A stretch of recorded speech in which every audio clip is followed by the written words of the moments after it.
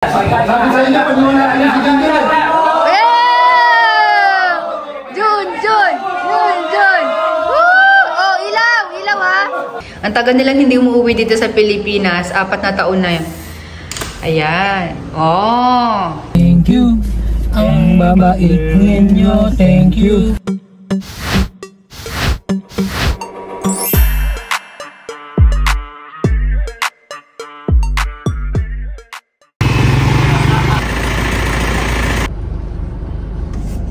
Good morning, chillers! Andito kami ngayon sa... Lapit lang kami sa Robinson, Novaliches. Ayan. Ang lapit ang biyahe namin. Sabi ni ate, kumain muna daw ng lunch para dire-diretso nga naman yung trabaho. So, shout out po kay Madam Annalyn Rans. Andito na po kami. Ayan. Busy-busyhan maigi si ate, oh. Hindi, okay lang kasi talagang nakaprepare sabi nga niya. Apo. Sabi niya. Okay. Ayan. Of course. Okay. Thank you po sa pag-prepare. Naglato na ako.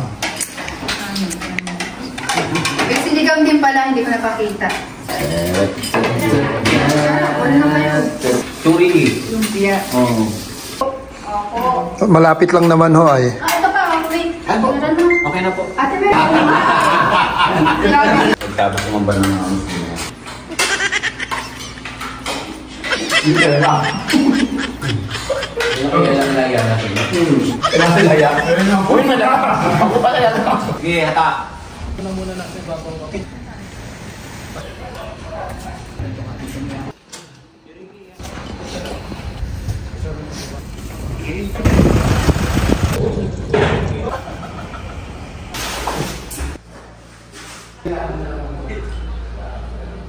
Ano na, maligas-gas na wala nang gulong yung ano.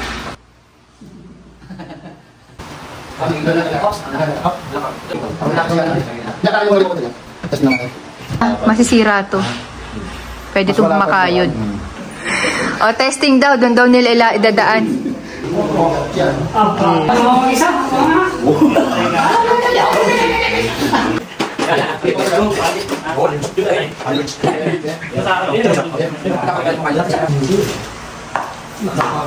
Meron nakahiga, meron nakatuwad. Sabi sa inyo, pag muna ano si Junjun. Jun! Oh, ilaw ha. Yun. Sabi ko sa'yo, may pakinaban din utak yan eh. Naisip ko na rin kanina yun eh, kaya lang ayoko lang magsalita. Kasi po, magawin black. Oo, hila. Bali po yung mga dining chairs po nila, ma'am. Partner po yan talaga sa lamesa. Pina-poste na lang po ni ma'am sa amin para maging modern ang itsura. Dahil nga po black yung ginamit ko dito sa upuan para magmukha talaga siyang bagong-bago or modern. Kailangan po namin dalhin yung lamesa kung papayag si ma'am. Kasi hindi po siya match. Naka-black yung paa dito sa dining chairs. Tapos naka-ano dun, brown. Okay, buksan na natin ang kwarto ng mga taga-UK. Ang taga nilang hindi umuwi dito sa Pilipinas. 4 na taon na yun. Ayan. Oh. Yan ko nga. Yun talaga. Oh. Ganda. California king size po yan. Pati yung mga kortina napalitan na, ginawa na pong blinds, ang syala na. Medyo panira lang yung aircon, sa totoo lang ha. Pero pwede namang isprayhan yun eh, para mas mag-white po siya. Naluluma. Alam nyo yun, iba pa rin po kasi pag may nakatira. Anyways, back tayo dito sa bed. Ang ginamit po namin yan dyan ay leather po. Leather cloth po kung tawagin namin. Bakit po namin tinawag na leather cloth? Kasi po, pag tinignan nyo po yan, para po yan tela, pero hindi. Nagpapanggap lang po yan. Leather po yan. Ayan. Pinaka bestseller po sa amin sa ngayon. Shoutout po kay Risa Ramos. Ito po yung ginamit namin sa set niya. Nung makita po ng mga viewers at mga kliyente ko po naka-line up, magpapa-line up, mga nagbaguhan po ng isip. Pinaganito na lang nila lahat yung mga set nila. Ayan, with drawer po yan, both side. Ayan. Tapos, itong napili niya na ano, na blinds. Bet na bet ko rin. Bali kasi 3 shades ng blinds ang gustong-gusto ko talaga. Isa po ito sa mga gusto ko. Kasi po, andyan na yung lahat yung kulay. Light, medium, dark. Yan. Ganyan lang siya. Kung may maliit nga baby, kasyang-kasya pa rin po. Alahi kasi ng anong yan, size na yan. Shout out din kay Ate Ann. Ate Ann, ganyan yung bed mo, kalaki. Yan. Nasa Germany naman yan si Ate Ann. Tapos, punta naman tayo dito sa isa pang room. Ganyan din po yung design. Magkaiba lang po ng size. Ayan. Ayan. Naikabit na rin yung vertical blinds. Meron po yan kanina, hindi ko lang nakunan eh.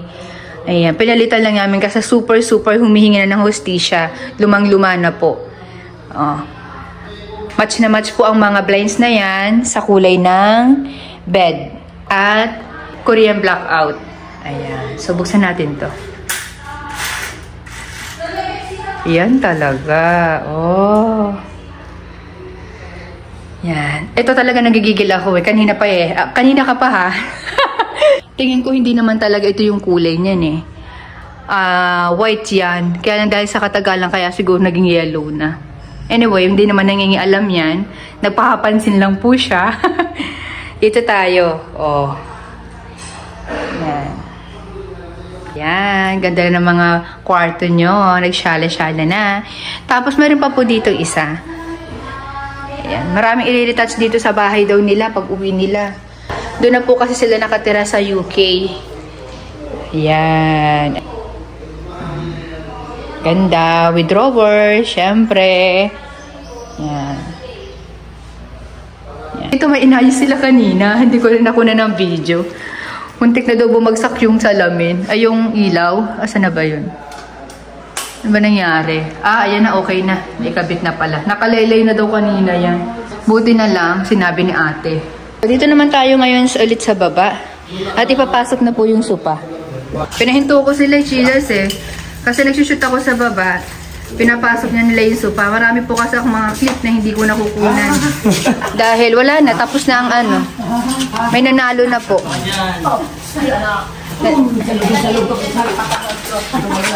Mga ano pa po ito, mga 5 video pa po. Dami po kasing ano, naunang video. Kasi talagang busy. To the max. Teka lang. Oh! Diyos ko! Ano ba naman? Oo, kaldero. Jun, babangga ka na, Jun.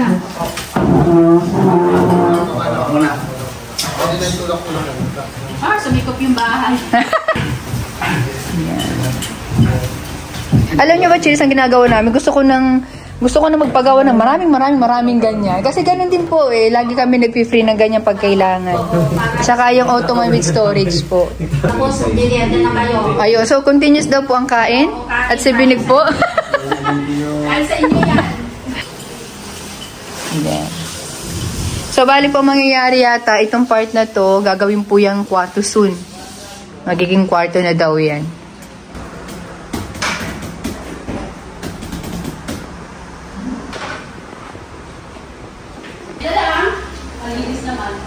Ikaw na! Yan po ang pinakamabait sa team. Pero pag nagalit yan, tataob ang mundo. Iwan na lang namin yung salamin. Kaya iniwan namin yung isang foam doon. Yan ipapatong. Dito na po.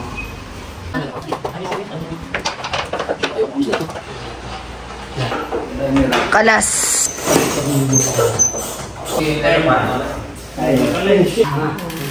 Pinaliktad. Para lang yan, plastic. Ano? Plastic ng ano, pang 1 kilong bigas. Sabay ganun. Habang nakaupo ako dito sa bago nilang sopa, ganun po kasi ako minsan medyo makapal ang mukha ko. Hindi ko naman sopa, upuan ko kaagad. Hindi, ano, tinetesting ko rin kasi syempre yung ano, yung pag umupo ba, baka may langit-ngit, may uga, yung ganun. So, ayan, magbigay pa si ma'am ng ano, Ma'am Annalie ng 3,000 pesos para sa mga boys. Halos sinabihan ko po kasi yung mga boys na napapadalas po kasi lahat halos ng mga kliyente namin na nagbibigay po talaga ng tip. Kaya sabi ko sa kanila, ba't hindi nila ipunin? Kunyari, 1 taon ipunin nila. Tapos, sa kanila paghati-hatian. Next year daw yata sisimulan. Maraming salamat po, Madam Annalyn Rans. Ang ibibigay na natin sa boys, ang ayuda. Technique ko na lang ibibigay. Thank you po, ma'am. Thank you po, Ma'am Annalyn. Salamat po.